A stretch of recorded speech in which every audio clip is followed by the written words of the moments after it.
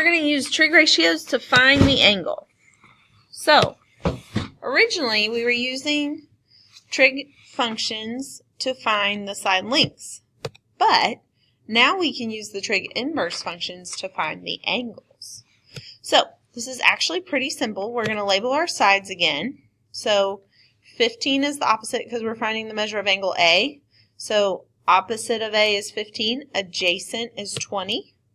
So we're going to use tangent, and we know that the tangent of A is 15 over 20. Well, in our calculators, we just need to type tangent inverse, so second tan, 15 divided by 20, and that will give you the angle measure, 36.9, okay? So second tan, 15 divided by 20, hit equals, and you should get 36.9. Try it. All right, here's another example. So here we're going to find the measure of the angle with the question mark. We want to label our sides first. So this is the opposite side. And then our hypotenuse is across from the right angle. So this is O and H. Sine uses O and H. So we're going to do sine of the angle. This is just called theta. It's just a symbol.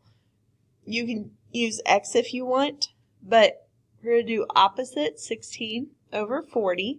We're going to type it into our calculator using second sine, the inverse of 16 divided by 40. And that's going to tell us that theta is 23.6. And that's it. That's all you need to know for this one. Let's go practice.